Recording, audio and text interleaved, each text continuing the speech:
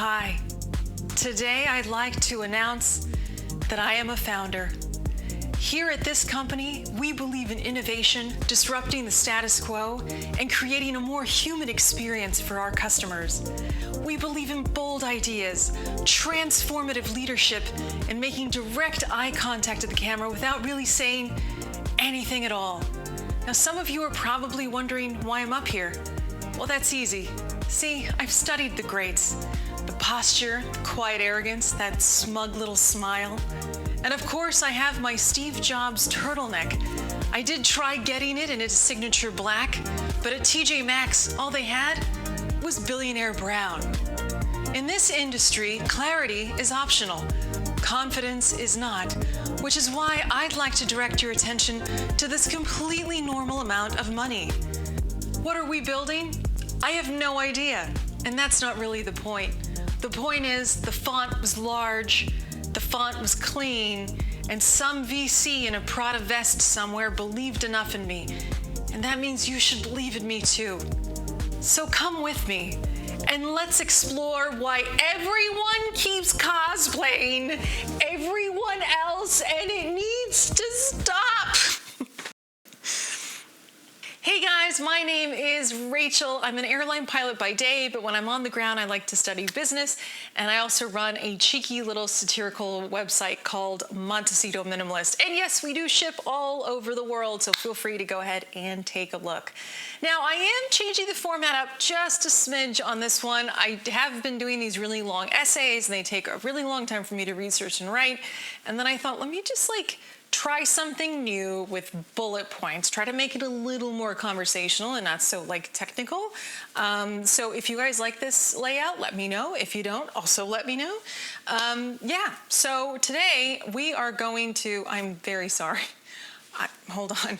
So to give you an idea of my setup here, this is very distracting. I actually, I had the Mark Zuckerberg, Meta thing playing in the background to help inspire me for that intro. That's going away. Okay, so I'm obviously up in Northern California right now, and I started thinking about what's my next video idea, and I really didn't know, and I was like, oh, do I do this? Do I do that? And, and then I thought about, last week's video was all about how Meghan Markle wanted to start the next Goop, and which was weird because Goop has never been profitable. So why would you want to start a company that's still seeking profitability 18 years later? So I thought about that, and then I thought about, Goop $140 million, and I thought, well, maybe I should do a video of all the companies that have raised an astronomical amount of money and then never actually did anything or never had profitability. And then I thought, there was that Elizabeth Holmes lady who did Theranos, but she cosplayed Steve Jobs a lot because she deepened her voice and she had the black turtleneck all the time, and the whole thing. And that was $700 million down the drain. And then I looked at someone else, and this guy started something called Juicero. That was $120 million, I think, that was invested, also down the drain. Quite literally in this case, because I think it was Bloomberg that did a video where they just squeezed a packet and all the juice came out. You didn't need a $600 machine. So I started looking into this, and I thought, and he was also he was I'm the Steve Jobs of juice. And, and then I was like, God, there was that era where everyone just wanted to be the next Steve Jobs. And then there was that's the Steve Jobs of jeans, and that's the Steve Jobs of music. And you're like, okay. Now, by definition, replicas and copies are not as good as the original. So I'm not really quite sure where this mentality of if I dress like Steve Jobs or if I tell everyone I'm the next Steve Jobs, that means it'll happen. And we have to remember a couple things. Now, Steve obviously left an incredible legacy, right? But his career started back in the 80s, and he had started at, probably actually 70s. He'd started at Apple. In 86, he was kicked out, and he went and he started Next. And then he bought Pixar, I think from George Lucas. Correct me if I'm wrong there. I did a little bit of research. But he bought Pixar, did Pixar, and then in 96, He got Next, his computer company, was bought by Apple, and then he was sort of brought into a struggling computer brand, or I guess technology brand. And then he ended up coming up with the iPhone, the iPad, the iPod, right? Those really cool laptops that look like candy, and and computers and stuff. And they were just really hip and really cool, and just and now everyone. I mean, I have 2 Apple products right here, so. That was Steve's kind of arc, right? But he left. He was known to have a certain attitude. He was excused from his position, and then he came back many years later after growing up. And I understand that he held himself and he held all of his employees around him to a higher standard. I get that, and perhaps that message was not conveyed in the nicest manner possible, but he also didn't just will stuff into existence. The iPad was actually his first idea, and he had it before he had the iPod, but he understood that the technology really wasn't there yet for the iPad. So he didn't just keep trying to will it into existence. He pivoted and he was like, oh, let's go work on the iPod right now, and let's work on having music in your pocket, which that ended up being huge. And he waited for the right time, which was almost another 10 years until the iPad came into existence. So I think that's something to remember. And I think with a lot of these people, you tend to have these founders that are very they're like, well, if I will it into existence, it'll just happen, because that's what Steve did. And it's well, kind of, but he also knew, when the technology isn't there, it's just not there.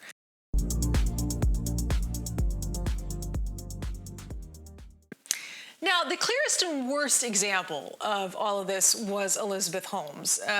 She was on the cover of tons of magazines. She had started a company in the early 2000s.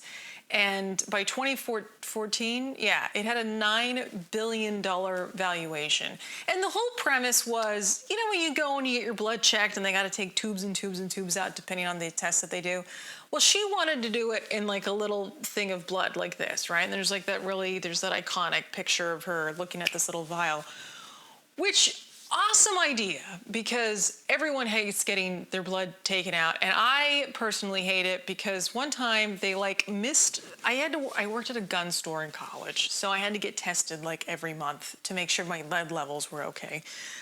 So this one woman pricked me in the arm, and then it started squirting.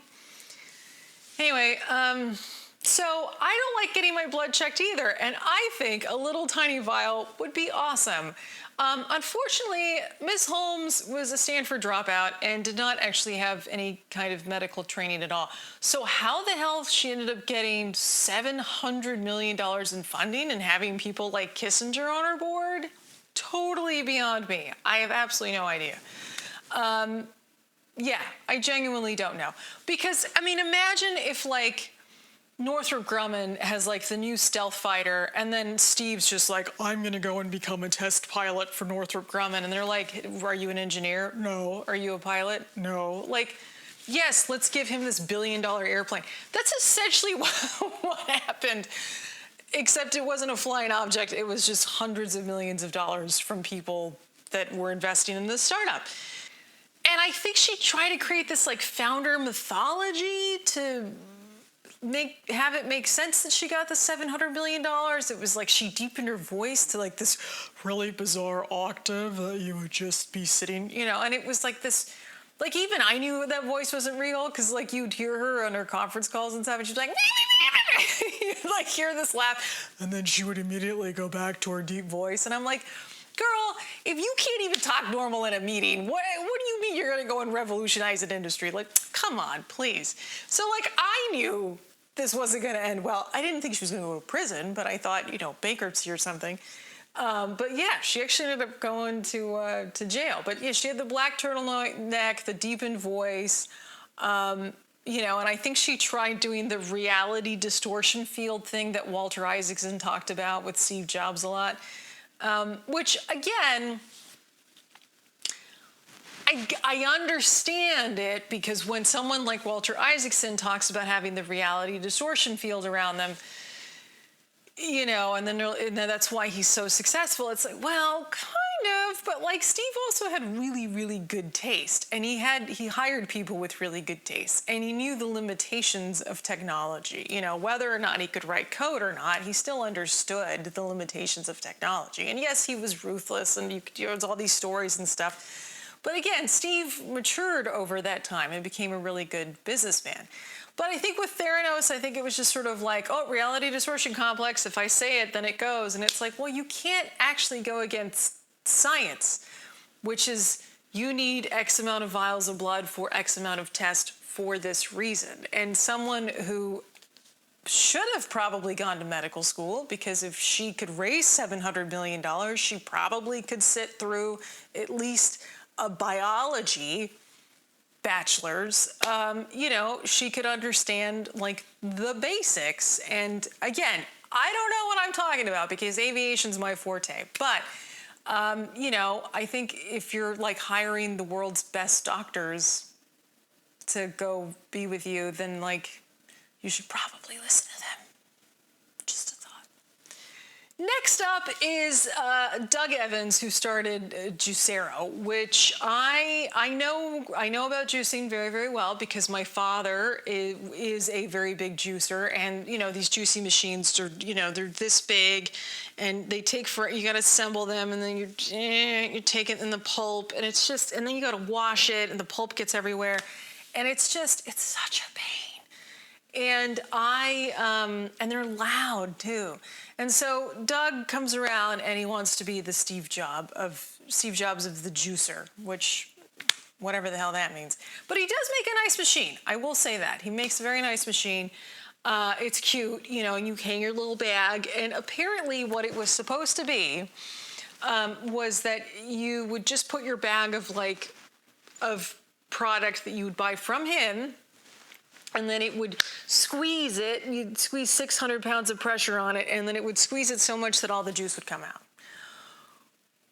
Which I guess in theory is kind of cool, right? Because then you don't have giant cleaning up, right? That whole thing. So that did kind of work. And I was like, well, that's cool. And he raised $120 million before a prototype was even made, which is incredibly impressive.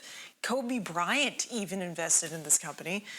And then Bloomberg, I want to say it's Bloomberg. Yeah, Bloomberg did a 1-minute video that completely destroyed the brand. Like that. 1 minute. Which, by the way, if your brand can be completely destroyed in 1 minute, did you really have a company here? Did ya?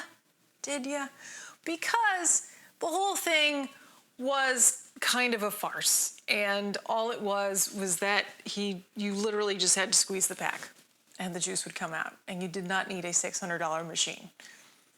So, anyway, but again, cosplaying, kind of silly, wanting to be the Steve Jobs of juicing, and then actually not really having a viable product to begin with. It was an unnecessary product, right? And I think sometimes that's what the tech industry does really well, is it takes like a really simple problem, and then it makes the problem a lot worse. Because you're like, bro, just go to a juice bar. Like, what are you doing? Anyway, I get it, but like this guy, it's just weird. It was so disappointing, because again, I'm like looking at this, I'm like, God, this guy raised so much money. They obviously kick him out. They put in a new CEO, and then like as the company's being dissolved, pretty much, like at their board meeting, Holmes, Skillet, Dylan is at Burning Man doing who knows what, and as his company like burns down. The irony, huh? Anyway, yeah. So then the next one, this is kind of a weird one, because Elon. Well, I'll start off with this. Elon Musk is a very polarizing figure. I get it, okay? A lot of people like him, a lot of people don't like him. When I was a flight attendant, I met a lot of his engineers, because I love doing LA, San Jose runs, because the people were always really nice, and it wasn't San Francisco. So I would bid for those. I'd ask for those. And so I met a lot of his engineers, and I kind of knew about like the other side of Elon back in like 2016, just from his engineers, because I got to be friends with some of them. And so, love him or hate him, we'll put that aside. But like Steve Wozniak had talked about how Elon sort of exhibited a lot of the same traits that Steve Jobs did, sort of that desire to sort of be the cult-like figure kind of a thing, which I thought was kind of interesting. But Elon has sort of become his own thing now. So the next thing, this is sort of cosplay inception here, but the next company is, and everyone knows Elon's sort of Tesla. So the next guy is Trevor Milton, who started a company called Nikola. Now, if you don't know about this, this guy wants to like cosplay Elon, who's cosplaying Steve. So anyway, this guy ended up doing a huge promise. He wanted to basically come up with the first electric big rigs. And he did the show, he did the stage and the keynote and it's plugged in, so you guys get to see it. And the whole thing was just a lie. Like it was actually plugged in to like an external battery pack. They didn't actually have a working prototype. And like the video of the truck driving down this like beautiful highway, like out in the desert, it was going downhill. It wasn't even working. But again, reality distortion complex. I think he thought, I'll just will it into existence. I mean, he talked about like being carbon neutral, and he's like, we have all these solar panels on our roof, and there were no solar panels on the roof. Like it was so bizarre when I was researching this week, and I was like, what is wrong with this guy? Like, how do you lie on solar panels? It's solar panels. But anyway. He also went to jail, and he ended up getting released. Something on like $110 million bond or something like that. Just absolutely insane. And Nikola is now out of business. So, or they filed for bankruptcy, I should say. So again, they're trying to follow the mythology, but in this case, it's sort of like a secondhand mythology. They're over-promising, under-delivering, and then it just goes. Anyway, so it's like, is it really worth it, And what are these people actually copying? I think that's sort of the other thing. Now, tiny Zuckerberg example. Zuckerberg basically stole the same outfit thing from Steve, but I think Zuckerberg is, has sort of become enough of his own sort of version of just that's Mark, to the fact where I'm using him as as inspiration for my faux opening. But yeah, he was like, it's decision fatigue. I don't really want this, and blah, blah, blah. And it's like, all right, that's fine. It's not terrible. But I will say, hey, editing Rachel here. I just realized I never mentioned this, but Mark Zuckerberg spent $80 billion, yes, with a B, dollars on Meta and this like virtual reality, which is going to make this next clip make a lot more sense. Okay, bye. Willing it into existence. I think this is just a lesson that people have to learn, which is, and this kind of applies to Netflix and their partnership with As Ever and stuff, but you can't just keep throwing money at a bad idea and then just expect it to work. Like, it's not gonna work. All right, so $81 billion later, and you're probably asking, Rachel, what the hell is the point of this video? And, well, there's two of them. Number one, you cannot throw money at a poopy company and then expect the poop to turn into gold. That's not how that really works. But I kind of feel like that's common sense for pretty much everyone else except people with like magical VC money. Number two is, if you're going to copy from people or, companies, copy the good stuff. Copy the stuff that makes you feel good. Copy the stuff that people would feel good being around you. Like, if you're just gonna copy, like, oh, well, I heard that this CEO is a douche, so I'm also going to be mean to people, that doesn't make you innovative. That just makes you a jackass. Like, you know, just, I don't understand why it's so interesting. And studying a lot of this, I think there's sort of just a lot of frustration because it's like they were all just really bad replicas. And I'm not saying that you can't copy, right? Good artists copy, great artists steal, right? That's what Picasso used to say. You know, and so I think it's totally fine to copy your favorite brands or particular, you know, people that you really like. It's fine to do that. But also, don't just think that you're going to will something into existence because Steve did it this one time. Copy little bits and pieces. Don't go full on out all the time and think that that's going to work. Just take the parts that you like and that you admire the most. Because if you spend the rest of your life copying others, you're never going to get the chance to become yourself. Until next time, I'm Rachel. Well, that's it for me, guys. Thank you very much for joining me on my little corner of the internet today. If you liked it, let me know. If you did not like this format, let me know. Either way, I want to hear your thoughts. And good luck to you editing, Rachel. And stick around for bloopers. Those are up next. And I'll see you guys next week. The blah, blah, blah. Damn it!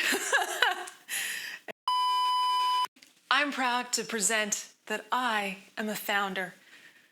Forgot what my next line was here at the company. It's right there. Oh my God. The posture, the turtleneck, the jeans.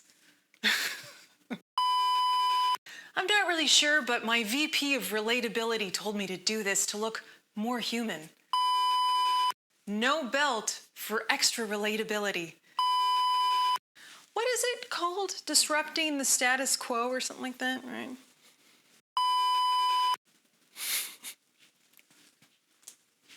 No, that's not arrogant enough.